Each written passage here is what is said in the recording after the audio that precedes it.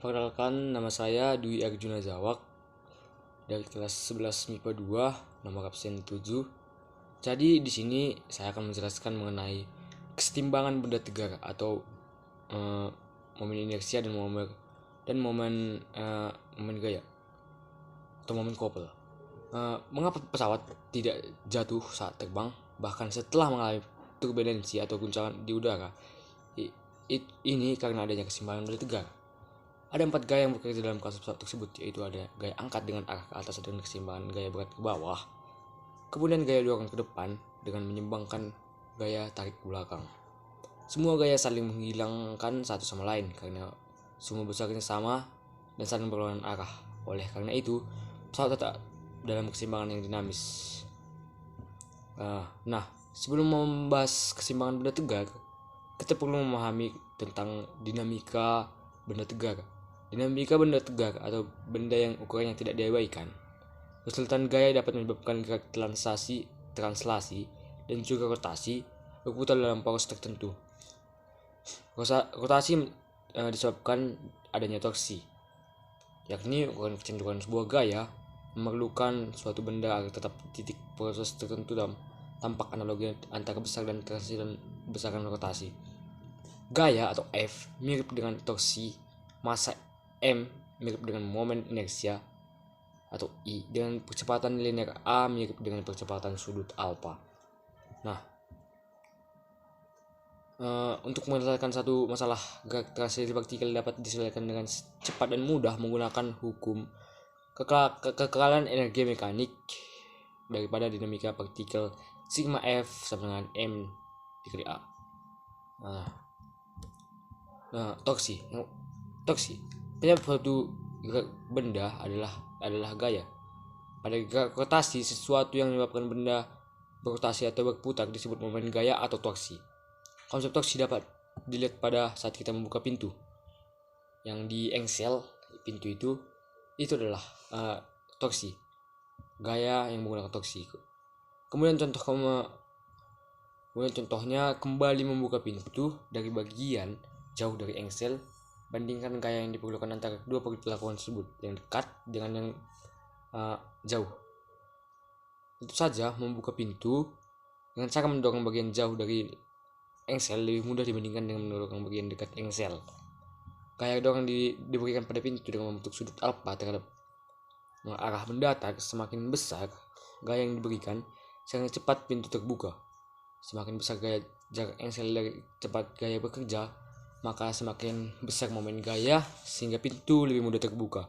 Momen gaya didefinisikan sebagai hasil dari antara gaya dan jarak titik ke garis kerja gaya akan gaya pada arah tegak lurus. Sigma torsi sama dengan T1 tambah T2 tambah T3 tambah titik sampai dengan torsi N.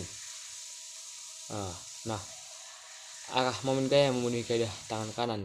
Genggaman jari bertindak sebagai rotasi dan ibu jari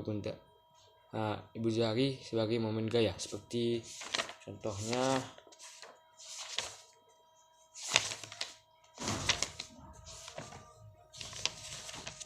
seperti ini. Ini di sini adalah arah rotasi.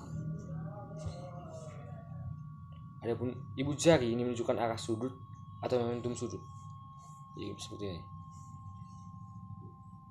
Nah, dengan torsi ada jarak tegak lurus antara garis panjang dan gaya itu bekerja pada sumber rotasi. Torsi merupakan besar vektor sehingga mempunyai nilai dan arah. Nah, keseimbangan benda tegar. Keseimbangan benda tegar adalah kondisi di mana momentum benda tegar sama dengan 0. Artinya, jika awal benda tegak tersebut diam, maka ia akan tetap diam. Namun jika awal benda tegak tersebut bergerak dengan kecepatan konstan, maka ia akan tetap bergerak dengan kecepatan konstan. Sedangkan benda tegar sendiri adalah benda yang berbentuk geometrinya akan selalu tetap sekalipun dikenakan gaya. Jadi sekalipun kita bergerak translasi atau rotasi, bentuknya tidak akan berubah. Contohnya meja, kursi, bola, dan lain-lain. Perlu dibuktikan bahwa momentum terbagi menjadi 2, yakni momentum linear dan momentum angular. Pertama kita akan meninjau momentum linear atau P. P sama dengan 0. Momentum linear dan impuls dihubungkan dengan persamaan sigma F sama dengan delta T sama dengan A delta P. Atau dapat juga ditulis dengan sigma F sama dengan A delta P kali delta T per delta T. Karena P konstan, maka akibat delta P sama dengan 0 sehingga sigma F sama dengan 0. Kemudian dengan cara yang sama kita meninjau momentum angular L, momentum angular dan impuls angular yang dihubungkan dengan persamaan sigma torsi sama kali delta torsi, sigma T kali delta torsi sama dengan delta L, atau dapat ditulis dengan sigma T sama dengan delta L per delta torsi. Karena L konstan, maka akibat dari delta L sama dengan 0 sehingga sigma T sama dengan 0. Nah, akhirnya dapat disimpulkan bahwa sigma F sama dengan 0, sigma T sama dengan 0.